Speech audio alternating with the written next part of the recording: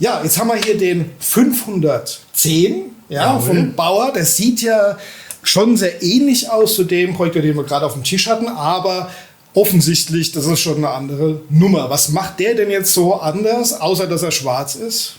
Ja, also es gibt ein paar Kleinigkeiten, die Bauer hier verbessert hat. Zum Beispiel gibt es jetzt hier einen separaten Ein- und Ausschalter. Den gab es bei der alten Serie nicht. Da stand der Projektor praktisch ständig unter Strom. Das heißt, man musste das Netzkabel entfernen. Da hat man hier den Vorteil, kann man stehen lassen und kann einfach ausschalten. Und die Geschwindigkeit wird auch vorne dann gleich beim Einschalter gewählt, 18 oder 24 Bilder. Das wäre der erste große Vorteil. Der andere große Vorteil besteht im Inneren des Gerätes. Diese Geräteserie hat einen Gleichstrommotor. Somit ist die Geschwindigkeit deutlich besser regelbar. Und auch von der Projektion her etwas gleichmäßiger, wie bei normalen Wechselstrommotoren. Das hat halt einen großen Vorteil. Dann haben wir hier noch die Möglichkeit, die es dann später gab, wesentlich hochwertige Objektive zu verwenden. Es gab dann auch die 1,1 Lichtstärke von Bauer, Brennweitenbereich 11 bis 30 mm. Das war so die absolute Grenze, was es gab in diesem Bereich. Und da konnte man mit 11 mm konnte man schon ein Riesenbild auf kleine Entfernung machen. Und auch mit 30 mm konnte man fast schon in größeren Räumen gut mitarbeiten. Ansonsten rein optisch hat sich halt das Gerät ein bisschen verändert. Es ist jetzt halt alles in schwarz gehalten, sehr viel Kunststoff dran, halt der modernen Zeit angepasst, würde ich halt mal so sagen. Aber auch sehr, sehr gut. Und ist der Ton da irgendwie anders als bei dem Bauer, den wir eben gesehen haben? Dieser Projektor hat jetzt hier Stereoton. Das hatte der andere, ältere Projektor noch nicht. Da gab es das noch nicht. Da hat man noch einen Monoton gehabt. Das heißt nur eine Spur. Okay. Und was ist da jetzt, in welchem Preissegment bewegen wir uns dann hier? Ja, ich würde mal sagen, das Gerät, wenn man das in einem guten Zustand bekommt, gewartet von mir kauft, kann man ungefähr so 400 bis 500 Euro rechnen. Okay. Aber es ist ja doch relativ nah dran. Das ist jetzt keine Riesensprünge. Es sind keine Riesensprünge, das ist ganz klar, aber ein kleines bisschen Unterschied, ja. Gut.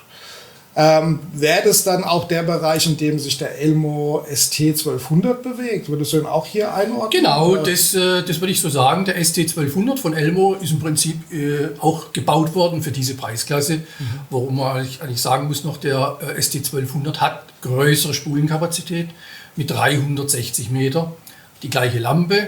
Ist soweit alles gleich vom reinen technischen. Auch die Objektivleistung ist dieselbe. Kann man die gleichen Objektive reinmachen mit den gleichen Brennweiten und Lichtstärken.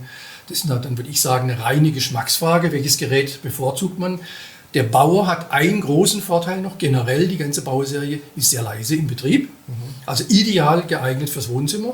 Während die Geräte von den japanischen Herstellern immer etwas lauter arbeiten, weil die vom Bau her viel Metall verarbeitet haben im im Greifersystem. Und es gibt halt ein etwas lauteres Projektionsgeräusch. Ja, aber dafür sind sie dann wahrscheinlich letzten Endes, wenn es Metall ist, etwas langlebiger in den Teilen. Genau, ne? Die Geräte vom Bau wurden halt für den Heimbereich konstruiert. Da ging man davon aus, so 500 bis 600 Betriebsstunden müssen die Geräte halt halten.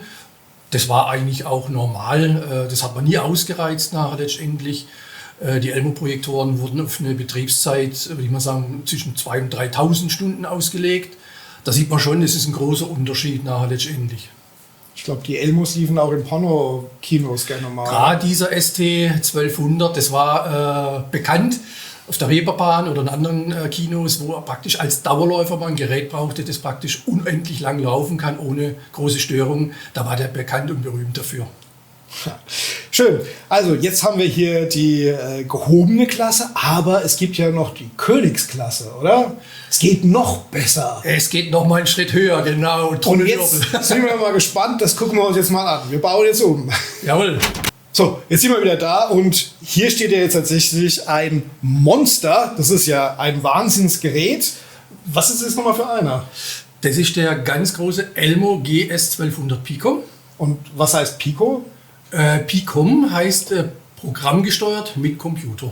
Okay, aber das ist dann für das Vertonen oder ist das für das Ausspielen von Ton? Das bezieht sich hauptsächlich auf die Vertonungsgeschichte. Da wollte halt Elmo ganz zum Schluss nochmal ein Gerät bringen, wo der Amateur wirklich fast professionell die Filme vertonen konnte, mit beiden Spuren separat, in Stereo, von Spur zu Spur überspielen konnte und wirklich bildgenau und synchron vertonen konnte. Man hatte hier Anschlüsse, dass man ein Tonbandgerät anschließen konnte oder Kassettenrekorder, konnte man den Projektor einwandfrei synchron steuern.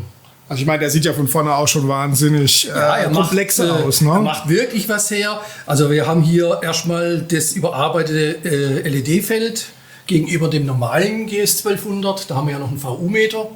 Und hier sind schon ganz modern LED eingebaut, damit man ganz exakt auch bei der Vertonung super arbeiten kann, auf 100%.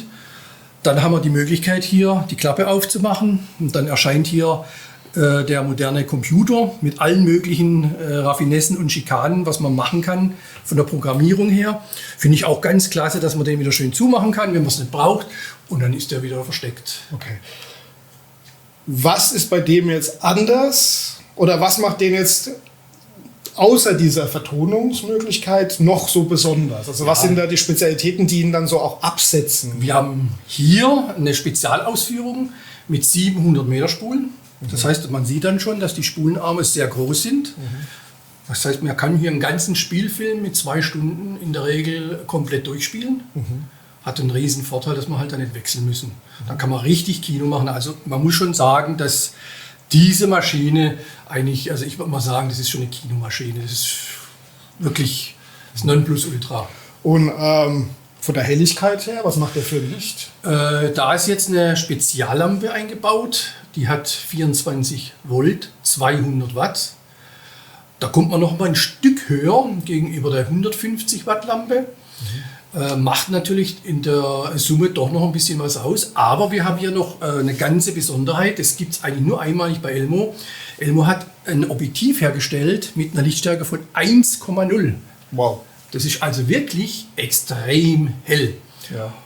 Und obwohl die Lichtstärke so hoch ist, haben wir trotzdem eine sehr, sehr gute Schärfeleistung vom Objektiv und auch von der Brennweite. Also meiner Meinung nach muss ich wirklich sagen, das beste Objektiv, das es für Super 8 eigentlich jemals gegeben hat und gibt.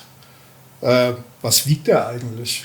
Also der Projektor wiegt jetzt so circa 23 Kilogramm.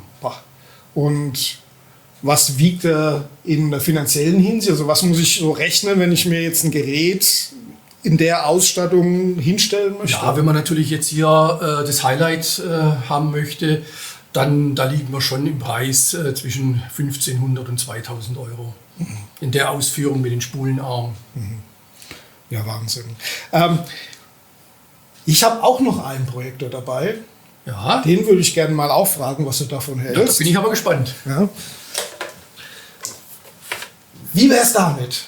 Ja, da habe ich mal als ganz kleines Kind angefangen mit so einem Projektor. Da hat man dann von Eltern eine 15-Meter-Rolle bekommen. Da war dann irgend so ein Clown-Film drauf. Und dann hast du das dann alles dunkel gemacht im Zimmer und dann hast du ein kleines Bild gehabt, so 10 x 10 Zentimeter. Hat auch riesen Spaß gemacht, aber natürlich für einen Profi. Also, aber heutzutage, wenn man sowas sieht, ne, manchmal werden die ja beworben mit super selten oder rar, also da sollte man eher die Finger von lassen. Da muss man schon ein bisschen die Kirche im Dorf lassen. Es ist schön, mal hinzustellen, die hat einen Erinnerungswert, aber einen Wert hat das Gerät natürlich in dem Sinne jetzt nicht. Also da kann ich euch auch empfehlen, wenn ihr das noch nicht gesehen haben solltet, auf meinem Kanal gibt es ein Video, das heißt Achtung Betrug.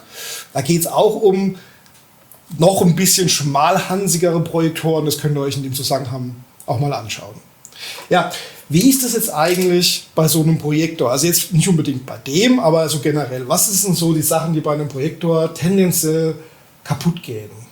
Ja, generell muss man sagen, Elcos ist das größte Problem. Also ich habe fast kein Gerät, wo die Elcos nicht getauscht werden müssen mittlerweile. Die Lebenszeit von Elcos beträgt halt maximal 20, 30 Jahre, je nachdem, was man für welche Hersteller mal drin verbaut worden sind.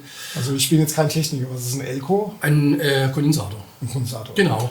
Da gab es halt relativ viele, gerade in so einem Gerät, da sind so viel drin. Und wenn da bloß einer kaputt ist, dann kann die Funktion im Prinzip schon beeinträchtigt sein. Oder der Projektor läuft auch gar nicht mehr. Gibt es einen Kurzschluss, dann muss man halt wechseln. Also meine Empfehlung ist eigentlich generell, wenn man möglichst lange Spaß an einem Gerät haben möchte und möchte nicht ständig irgendwas reparieren, man sollte so ein Gerät überholen lassen. Und wenn jetzt zum Beispiel die Spule nicht läuft, also ich mache vorne den Film rein, der läuft durch, aber der wird hinten nicht aufgewickelt. Was ist denn dann kaputt? Da gibt es mehrere Möglichkeiten. Es kann bei den einfachen Geräten haben wir ja eine Aufwicklung zum Beispiel durch eine Friktion. Das heißt, es werden einfach zwei Teile aneinander gerieben und so entsteht praktisch dieser Antrieb. Das geschieht im Prinzip mit Antriebsriemen. Da könnte zum Beispiel der Riemen jetzt locker sein, dann rutscht es durch. Oder er kann ganz kaputt sein. In so einem Gerät haben wir jetzt einen Sonderfall, der hat Antriebsmotoren, jeweils getrennt für die Spulenarme. Da kann natürlich dann eventuell der Motor kaputt sein oder in seltenen Fällen, was auch vorkommen kann, weil es alles über Zahnräder übersetzt wird, als Getriebe, dass halt doch auch mal ein Zahnrad, das aus Kunststoff besteht, mal bricht und kaputt geht. Aber wenn jetzt mal was kaputt ist, dann wärst du ja quasi der Ansprechpartner für eine Reparatur, oder? Ja, also gerade für diese Geräteserie, diese hochwertige, kann man eigentlich fast alles reparieren, muss man sagen. Wirklich. Da gibt es keine, wie wir sagen, Grenzen. Aber ja, also ich habe eigentlich im Prinzip immer alle Geräte fertig machen können. Und was denkst du, wie lange ist die Reparatur von den Geräten jetzt so grundsätzlich noch möglich? Es kommt auf die Gerätetypen natürlich selbstverständlich an, auf die Ersatzteile, die noch zur Verfügung stehen.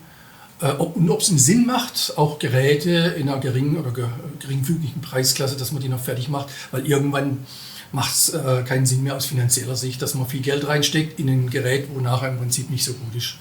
Deswegen würde ich eher sagen, wenn man heute noch Geld investiert, dann sollte man sich das gut überlegen, lieber die Wahl auf ein mittel- oder hochwertiges Gerät letztendlich gehen. Da lohnen sich Reparaturen immer. Und wenn man ein Gerät gewartet hat, mechanisch wie elektrisch, dann sind die Geräte wieder mindestens 10 bis 20 Jahre ohne Störung wieder im Einsatz bereit. Und was meinst du, lohnt es sich heute dann noch mit Super 8 einzusteigen? Ja, das ist natürlich eine Frage an den nicht einen Fachmann, aber an den Fan vom Format. Ich würde sagen, immer sofort. Es lohnt sich immer. Aber jeder muss das für sich entscheiden. Also ich habe schon oft gesehen oder gehört, dass junge Leute haben noch nie was mit dem Thema zu tun gehabt, sehen auf dem Flohmarkt ein Gerät, nehmen das einfach mal mit, ein paar Filme sind dabei, fangen damit an und sind so begeistert, dass sie weitermachen wollen. Und so geht es dann vorwärts. Nicht? Und dann will man halt ein bisschen was Besseres und dann da wieder was Besseres. Und im Endeffekt filmt man vielleicht sogar schon wieder mit Super 8. Prima. Vielen Dank, Mario. Ich muss hier an der Stelle allerdings noch eine Anmerkung machen. Die Geräte, die wir hier gezeigt haben, sind natürlich nur Beispiele. Das ist ja nur ein winziger Ausschnitt des Angebots an Projektoren, die es überhaupt gibt. Hast du eine Ahnung, wie viele verschiedene Modelle gibt es generell? Tausende, oder? Ja, Tausende vielleicht ist nicht gerade, aber Hunderte auf jeden Fall. Ja. Gut, Hunderte. Also das können wir natürlich nicht abbilden. Das ist jetzt wirklich so eine eher beispielhafte Präsentation gewesen, um mal so einen kleinen Eindruck zu bekommen. Mario, vielen herzlichen Dank für deine Expertise. Gerne. Und dann hoffen wir mal, dass wir mit dem Video helfen konnten, oder? Das wollen wir hoffen, ja. Ich danke dir. Ciao. Tschüss.